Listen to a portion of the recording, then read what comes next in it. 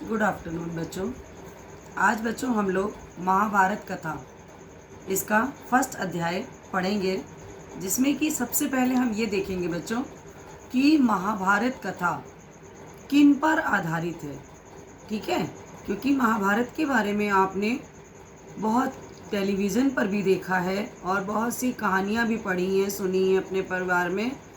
जो भी बच्चे नहीं भी सुने होंगे तो वो आजकल टीवी के माध्यम से उन्होंने महाभारत के बारे में बहुत कुछ जान लिया है कि महाभारत में कितने पात्र थे, कौन कौन था, किनके साथ पूरा एक ग्रुप, एक समूह के रूप में एक महाभारत कथा बनी है, जिसके बारे में हम लोग बाद में बच्चों पूरा एक एक पात्र के बारे में जानेंगे। लेकिन आज हम लोग महाभारत कथा कैसे बनी, किन पर बनी, इसके बारे में संक्षेप में आपको हम बताएंगे। आपका पहला पाठ ही बच्चों ये है महाभारत कथा। ठीक है, देखिए महाभारत कथा जो है बच्चों, ये महर्षि पराशर के कीर्तिमान पुत्र वेद व्यास की देन है। अर्थात बच्चों वेद व्यास ने ही महाभारत कथा का निर्माण किया है। व्यास जी ने बच्चों महाभारत की यह कथा सबसे पहले क्या किया था, अपने पुत्र शुकदेव को कंठस्थ कराई थी बच्चों, और बाद में अपने दूसरे शिष्यों को। तो मानव जाति में बच्चों महाभारत की कथा का प्रसार महर्षि वैशंपायन के द्वारा हुआ। वैशंपायन व्यास जी के बच्चों प्रमुख शिष्य थे। तो ऐसा माना जाता है बच्चों कि महाराज परीक्षित के पुत्र जन्मेजय ने एक बहुत बड़ा यज्ञ किया था। उस यज्ञ में बच्चों सुप्रसिद्ध पौराणिक सूत जी भी मौजूद थे। सूत जी बच्चों समस्त ऋषियों की एक सभा बुलाई और महर्षि शौनक इस सभा के अध्यक्ष हुए। इस प्रकार से बच्चों सूत जी ने ऋषियों की सभा में बच्चों महाभारत की कथा प्रारंभ की कि महाराज शांतनु के बाद उनके पुत्र चित्रांगद हस्तिनापुर की गद्दी पर बैठे। उनकी अकाल मृत्यु हो जाने पर बच्चों उनका भाई जो था वो विचित्रवीर राजा हुए। फिर उनसे बच्चों दो पुत्र हुए, घृतराष्ट्र और पांडु। यहाँ से आप बच्चों अच्छी तरह जानते हो कि घृतराष्ट्र और पांडु, घृतराष्ट्र बच्चों कौरवों को कहा जाता था और पांडु जो थे उनके पुत्रों को पांडव। तो बच्चों जो इनके घृतराष्ट्र जो थे, इनके ये जन्म से बच्चों अंधे थे।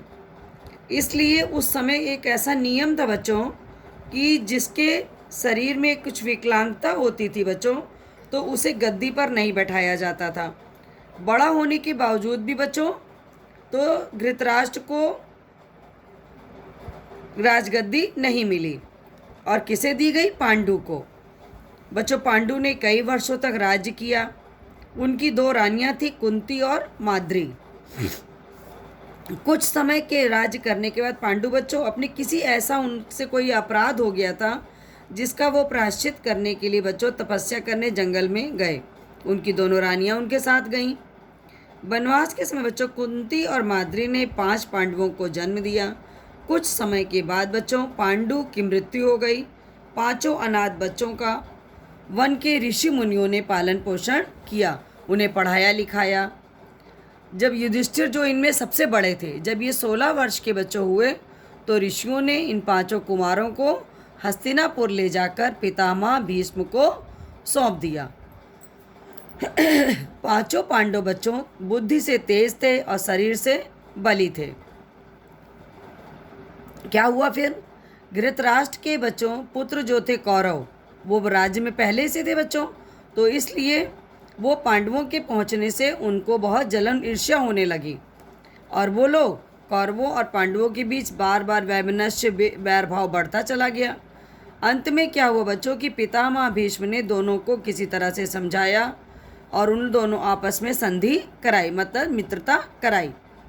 भीष्म के आदेश के अनुसार बच्चों कुरु राज्य के 2 हिस्से किए गए।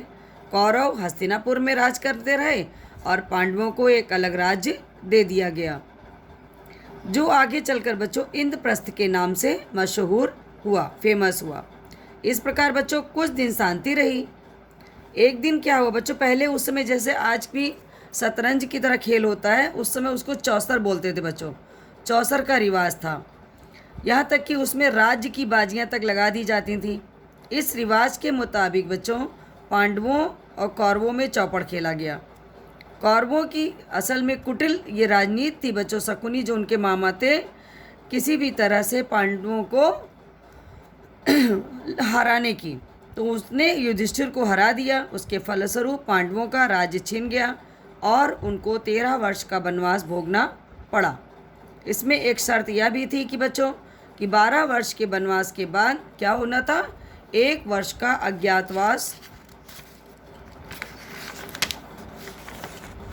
अज्ञातवास बच्चों होता है, जिसमें कि आपका परिचय अर्थात आपकी पहचान छिपी रहे, आपके बारे में कोई कुछ जान ना पाए, आपको ये ना पता चल पाए कि वो कौन व्यक्ति था जो इतने टाइम तक अपना छिपा के अपनी परिचय को जीवित रहा।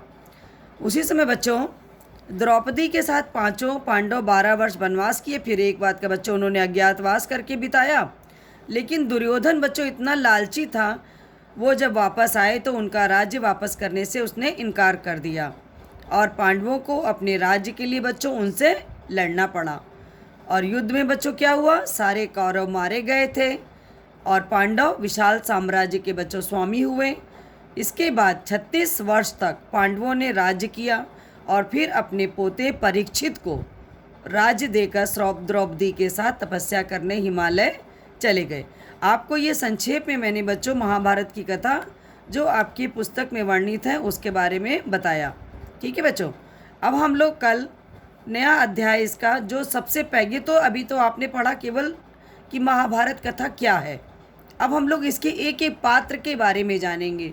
तो सबसे पहला अध्याय बच्चों कल रहेगा देवव्रत। ठीक है बच्चों, इसको आप लोग रीडिंग कर लीजिएगा और हम इसमें से आपसे प्रश्न भी पूछेंगे। थैंक यू बच्चों।